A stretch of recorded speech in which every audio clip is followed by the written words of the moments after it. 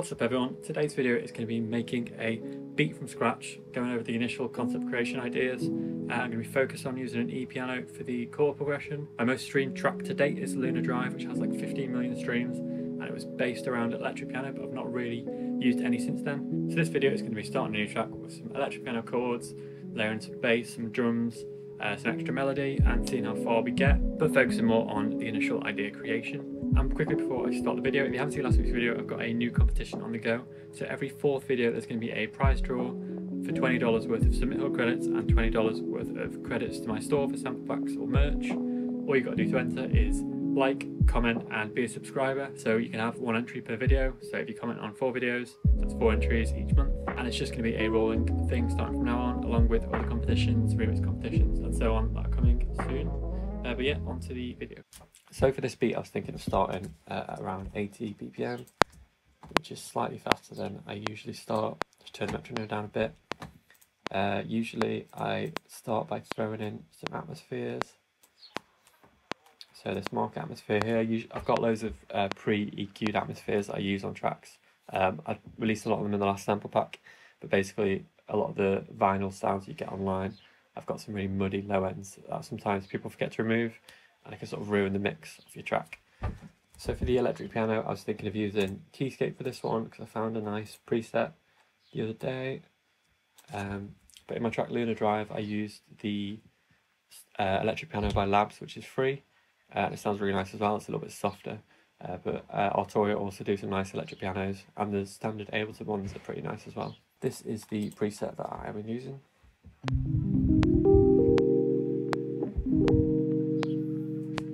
So it's got that nice distortion and warmth about it. And for actual chord creation, usually I start by picking a key. So in this case, I've gone for F minor or A flat major as a relative major. And I just sort of play around with basic chord voicings, sort of simple triad chords, see if there's anything that sounds nice, and then maybe add some extensions to make it 7th or 9th chords, and mess around with inversions as well. So this is what I've come up with.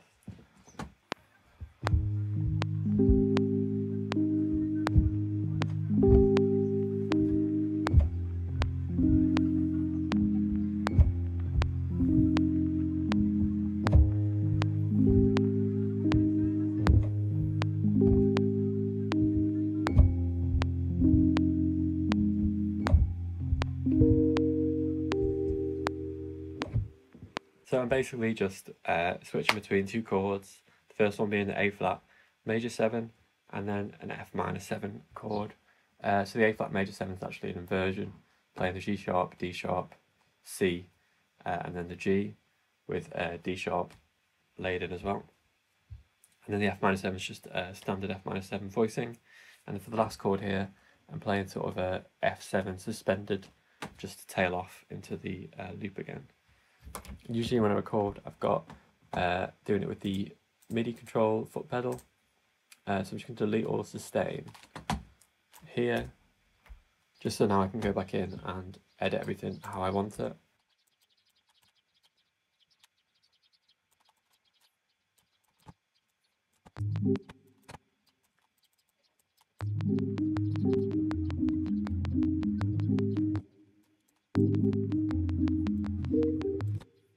So happy with that. It's a little bit muddy, so what I'm going to do is add, just throw it onto here. I'm going to add a Soothe plugin, which I've talked about before. It's sort of like a dynamic EQ that can get rid of some of the resonance really easily. So I'm just going to focus on the low end.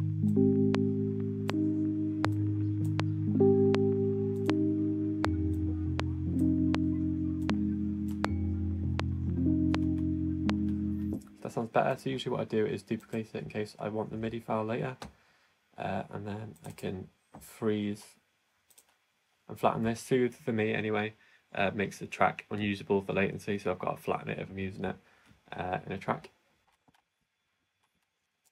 Flatten it, and then I'm just going to get rid of Soothe on this one. So I'm just going to see if I can add some more ambient layers to that as well.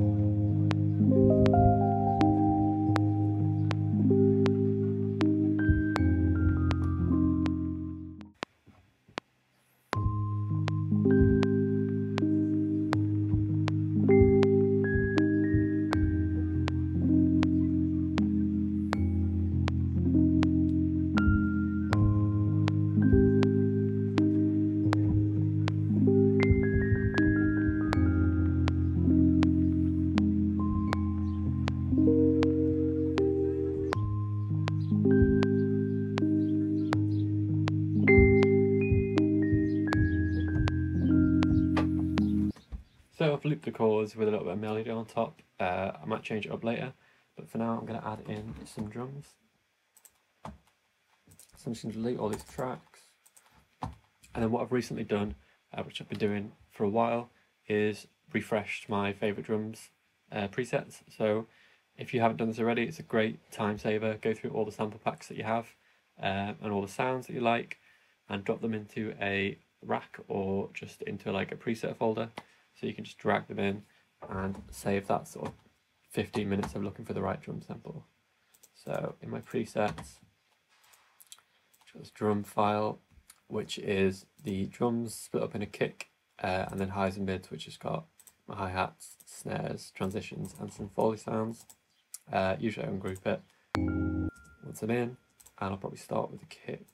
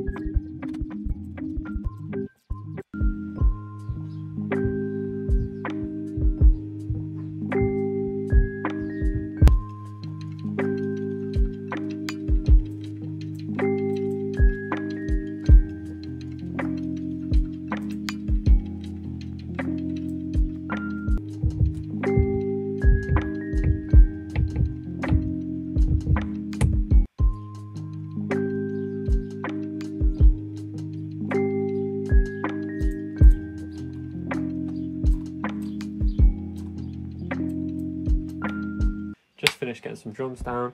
Got little snare textures laid a little bit.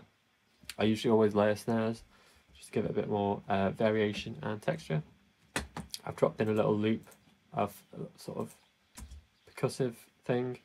I've got like a folder of loops and textures that are really handy just to bulk out drums a bit, with a bit of variance. And then just a simple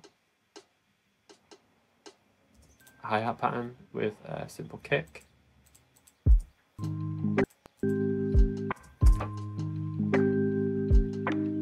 So I'm just going to record a bass line for it.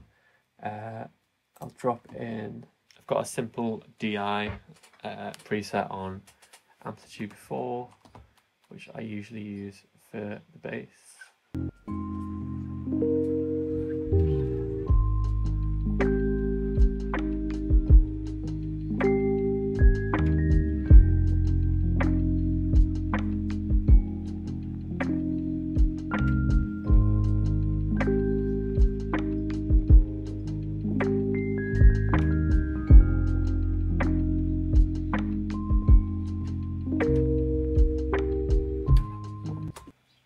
So I've got a bit of bass line, some drums going. I'm just going to group the E-piano together and have a little auto cut intro. So I drop an auto filter on there.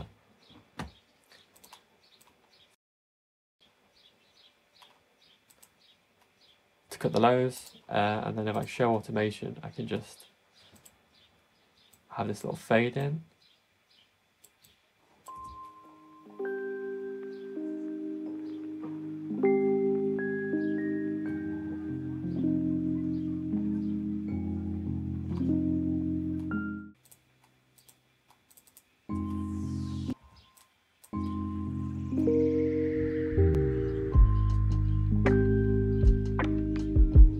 So I'm liking the sound of this so far, so I'm just going to record some guitar for it.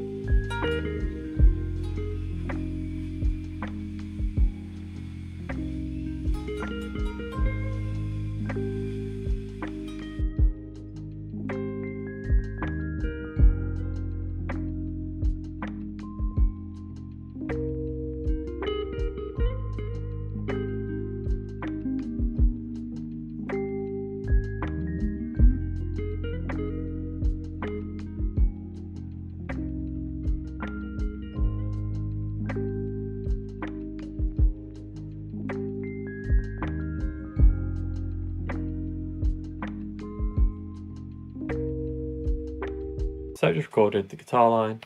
I think what I'm going to do for the intro is duplicate it, just so I can make this a little bit more ambient, and I can throw on Portal, which I've been using a lot lately. It's a plugin that's basically like a delay, a reverb, and a warping sort of effect by output. I have to say I'm getting quite a lot of use out of it. It's got this cool reverse sort of delay, which I like to put on subtly. So altogether, this is what it sounds like so far.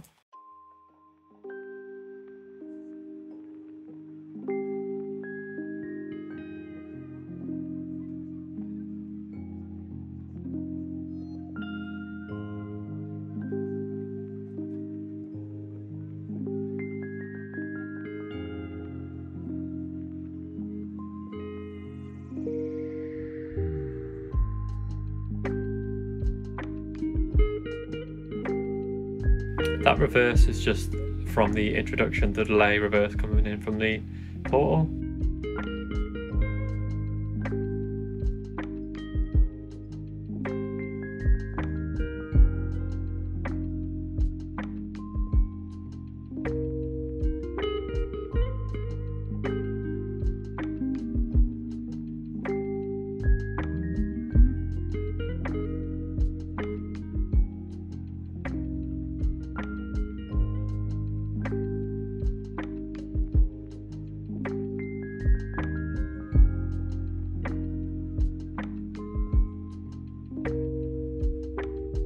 So yeah, that's it for today's video. Please let me know in the comments down below if you like this sort of video format. It was focused more on getting the initial concepts going, as I know a lot of people do struggle with that.